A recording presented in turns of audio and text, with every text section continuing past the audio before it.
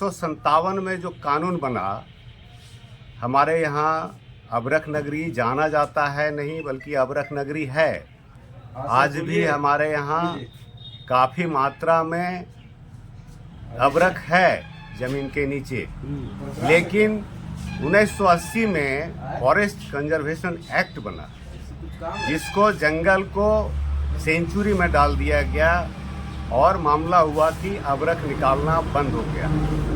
जबकि उसमें भी था कि जो लोग लीज पर लिए हुए थे वो लीज समाप्त नहीं हुआ था, वो काम कर सकते थे, लेकिन उनको भी काम करने नहीं दिया गया। उसके बावजूद हमारे यहाँ बड़े पैमाने पर मजदूर अबरख का टुकड़ा, जो जिसको हम स्क्रैप कहते हैं, जो हिंदी में कचरा कहते हैं, उस कचरा को चुनकर और किसी तरह से पेट पालने का काम करते थे, जिसकी संख्या लाखों में है। कोडरमा जिला की बात कर रहे हैं जी, लाखों में है। और इनके आज जीवन जो है वो मरनासन में है, लाले पड़ रहे हैं, पेट नहीं पाल रहे हैं, किसी तरीके से एक शाम का भोजन जुटा पा रहे हैं, ये स्थिति है। तो ऐसी स्थिति में पलायन नहीं करेंगे तो क्या करेंगे? अब नया सिरे से हमारा केंद्र सरकार ने एक नया कानून ले आए। अब नया कानून ले करके आए तो ढीबरा जो कचरा था उसको भी खनिज संपदा में जोड़ दिए, माइनर से मेजर में शामिल, माइनर से मेजर में हो गया। जो माइनर में था तो उसको चुनने में कोई प्रतिबंध नहीं था।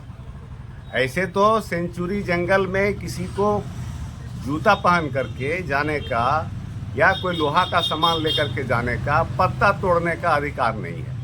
उसके बावजूद भी हमारे यहाँ मजदूर चुन करके किसी तरह से ढिबरा से पेट चलाते थे। वर्तमान राज्य सरकार ने एक कानून बनाया कि कोऑपरेटिव के माध्यम से कोऑपरेटिव बना करके हम उसको खरीदेंगे। सीधे कोऑपरेटिव के द्वारा एक कमेटियां बनेंगे जगह जगह पर, और वो कमेटियां और प्रशासन मिल करके तय करेंगे, दर निर्धारित होगी, और जिसको लेना होगा वो JSMDC के माध्यम से वो बिक्री होगा। लेकिन ये कानून बनने के बाद अब राज्य सरकार भी चुप्पी साध लिए हैं। हम बार बार राज्य सरकार से अनुरोध कर रहे हैं, कई पत्र भेजे कि इसको पुराने तरीके से, पुराना जो हमारा अधिकार था उस अधिकार को बरकरार रखा जाए, क्योंकि आज भी वो कचरा ही है। और जो स्थिति है आने वाला समय में, हमारा जंगल नहीं बचेगा। जो जंगल बचा हुआ है वो जंगल नहीं बचेगा। उड़ीसा उसका प्रमाण है। बड़े बड़े उद्योगपतियों को ठेका में दिया जाएगा। कई खनिज संपदाएं हैं हमारे यहाँ, पत्थर है, फिलोस्फर है, ब्लू स्टोन है, यूरेनियम है, लिथियम है। ये सारे चीज़ों का बहाना बना करके बड़े बड़े उद्योगपतियों को ये सारा चीज़ मिलेगा।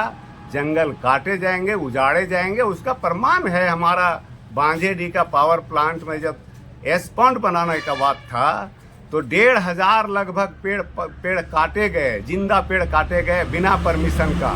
उसी तरीके से बड़े उद्योगपति जहां काम करेंगे, सरकार और सरकारी तंत्र वहां नज़र तक डालने नहीं जाएंगे। ये स्थिति होगी। और हमारा जंगल जो आज बच रहा है, अबरख नगरी के नाम से जाना जाता है, जंगल के नाम से जाना जाता है, ये जंगल भी नहीं बचेगा, अबरख भी नहीं बचेगा। ये स्थिति होने जा रहा है। तो केंद्र सरकार के अधीन जब अबरख उद्योग का मामला चल गया है, तो क्या केंद्र सरकार लगता है नया नीति, कुछ कानून नहीं बनाएगी? अब ये तो राज्य सरकार और केंद्र सरकार दोनों का मिल करके एक मजदूर के हित में, मजदूरों का रोजगार के हित में एक कानून बनाना चाहिए। हमारा तो दोनों सरकार से, केंद्र सरकार से भी और राज्य सरकार से भी, हमारे यहाँ के स्थानीय जो प्रतिनिधि हैं उनसे भी हमारा अनुरोध है, और लगातार हम ये कर रहे हैं कि मजदूरों का जो पेट पालने का एक धंधा था उसको कम से कम बचने दिया जाए, इसको बाहर किया जाए। ये में था उसको माइनर किया जाए, ताकि हमारे लाखों मजदूरों का पेट में दाना पहुंच सके। ये हमारा आज भी रिक्वेस्ट है।